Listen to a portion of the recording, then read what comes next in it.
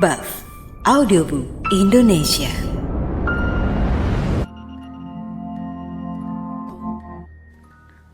Sebuah cerpen berjudul Teman Hayalan, karya Hasanah Budi Rahayu, dibacakan oleh Elnur Cahyani.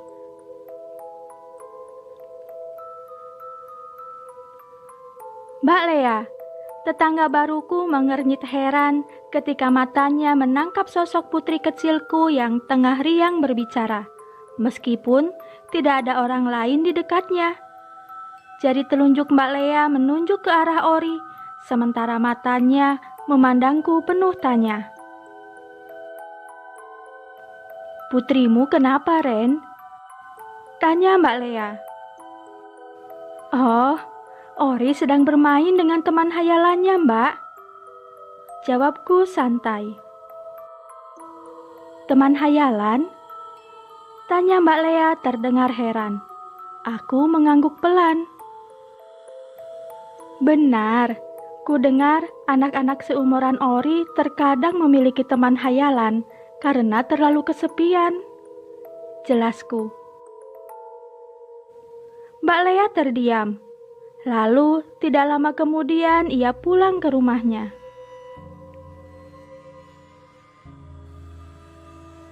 "Bunda, Bun," panggil Ori. "Iya, kenapa sayang?" tanyaku. "Kata Lodin, sebaiknya Bunda gak dekat-dekat tante itu. Dia jahat." "Lodin?" Aku menaikkan sebuah alisku heran. Ori mengangguk. "Lodin, dia teman Ori," jawab Ori. Aku terdiam sebentar, kemudian mengangguk pelan. Saat itu, aku sama sekali tidak terlalu memikirkan perkataan Ori dan tetap bergaul dengan Mbak Lea seperti biasanya. Pada suatu hari, "Ori, apa yang terjadi sama tubuh kamu?" Aku bertanya dengan heran, bercampur takut, melihat luka-luka di sekujur tubuh Ori. Aku tidak ingat putriku ini pernah terjatuh. Ori meringis perih. "Ini gara-gara Bunda," sentaknya. Aku terperanjat. Aku? Apa yang pernah kulakukan? "Bunda gak mendengar kata-kata Lodin. Ia marah pada Ori dan memukul Ori." Aku tertegun. Bagaimana mungkin seorang teman hayalan bisa menyakiti Ori? Apa ada seseorang yang berpura-pura menjadi Lodin dan berbuat yang tidak-tidak pada putriku? Tapi, mengapa ia harus melarangku bertemu Mbak Lea? Perempuan itu tetanggaku, dan juga ia sangat baik padaku.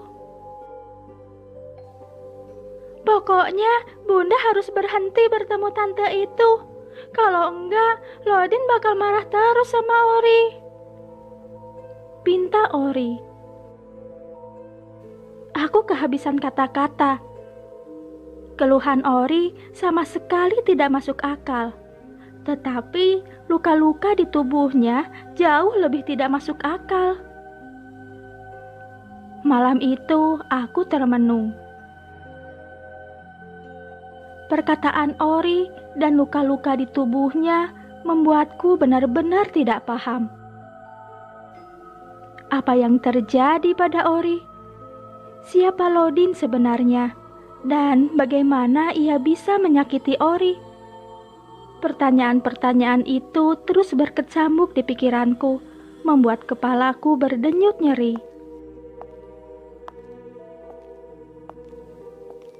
Di tengah-tengah kebingunganku, aku mendengar suara langkah kaki.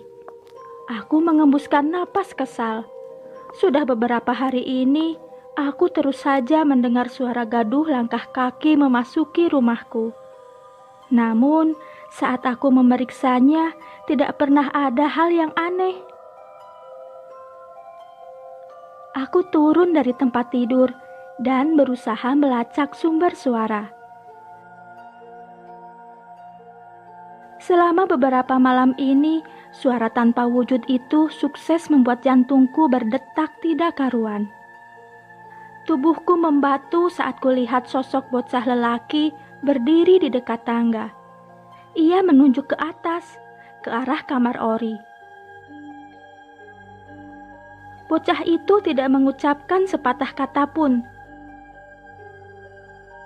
Perasaanku tidak enak. Langkahku kupercepat.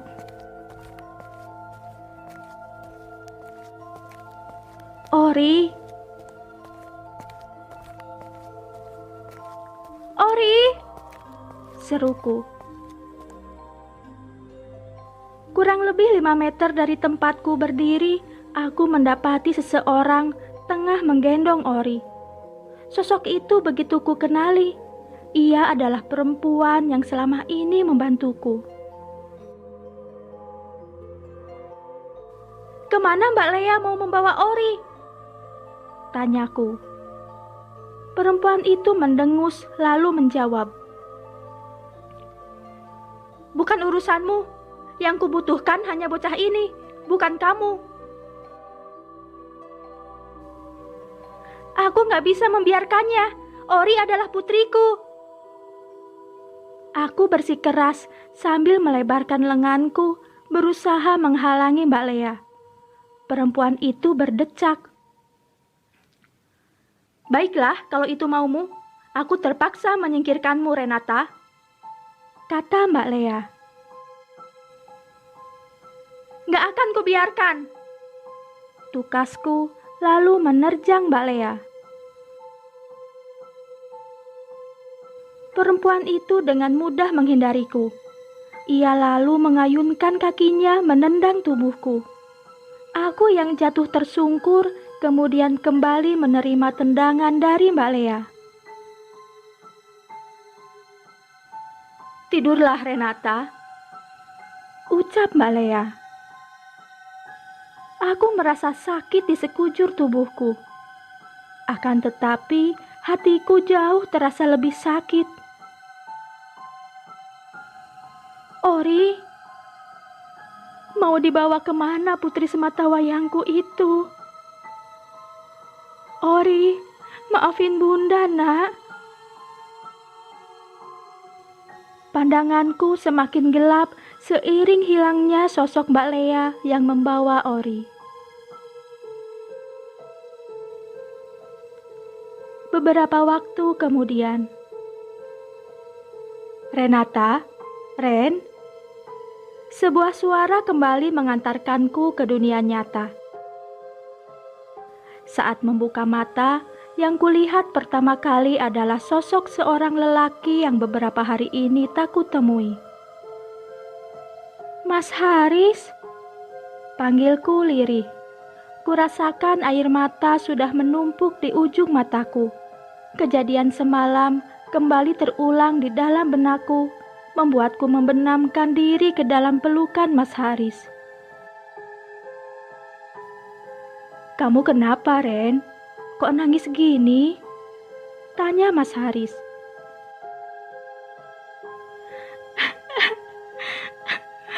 "Ori, Mas.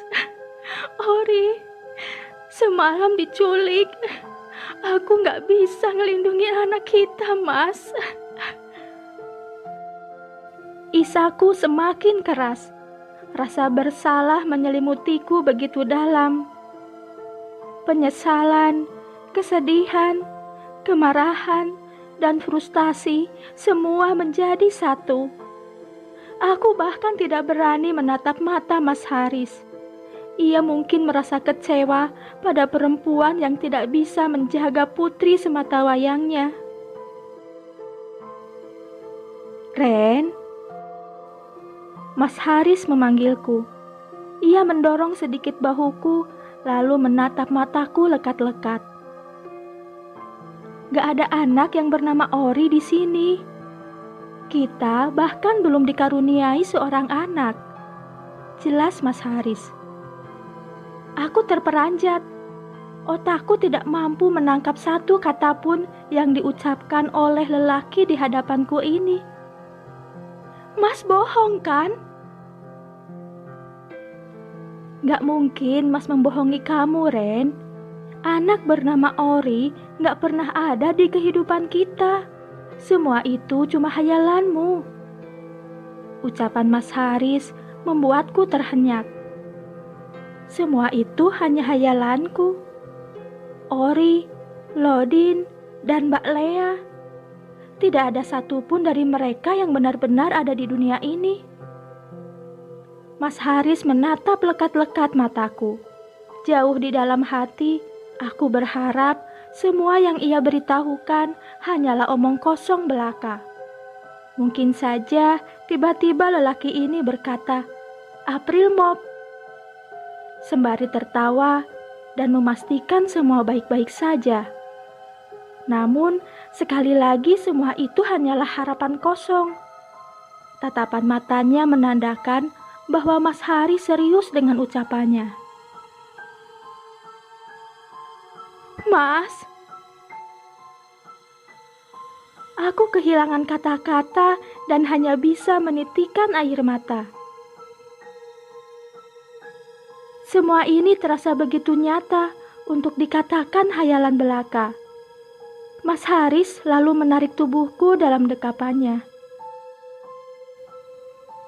"Maafin Mas Ren, harusnya Mas berada di sisi kamu saat kamu membutuhkan Mas. Kamu baru saja sembuh dan Mas malah meninggalkanmu untuk bekerja." Bisik Mas Haris terdengar begitu pilu. "Maafkan Mas Ren." Lanjutnya, aku menggeleng masih dalam dekapan Mas Haris. "Tidak, ini bukan salahnya. Ini sepenuhnya kesalahanku, karena tidak bisa lepas dari rasa sepi." Mas Haris gak salah sama sekali. Jadi tolong, jangan salahkan dirimu, Mas, ucapku. "Sebaiknya kita meninggalkan rumah ini, Ren. Untuk sementara tinggal di rumah ibu," ajaknya.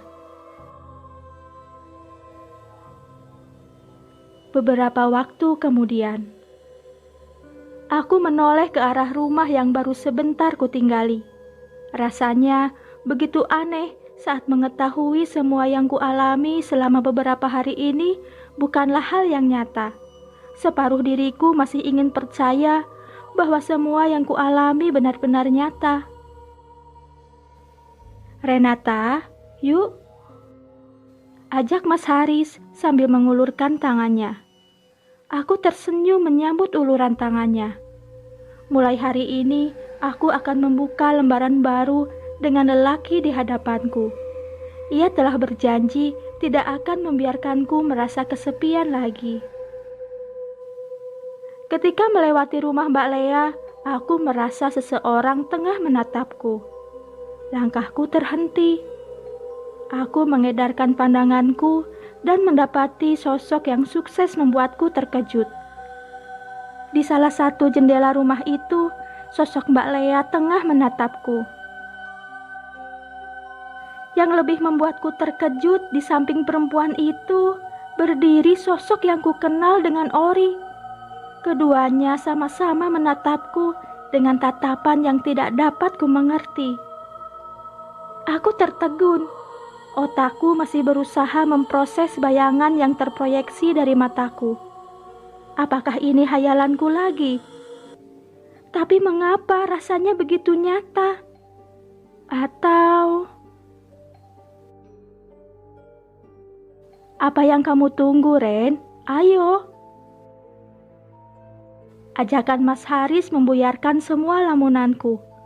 Tangannya kembali terjulur ke arahku. Namun, kali ini aku ragu. Dari mana aku yakin lelaki di hadapanku ini bukanlah hasil dari imajinasi?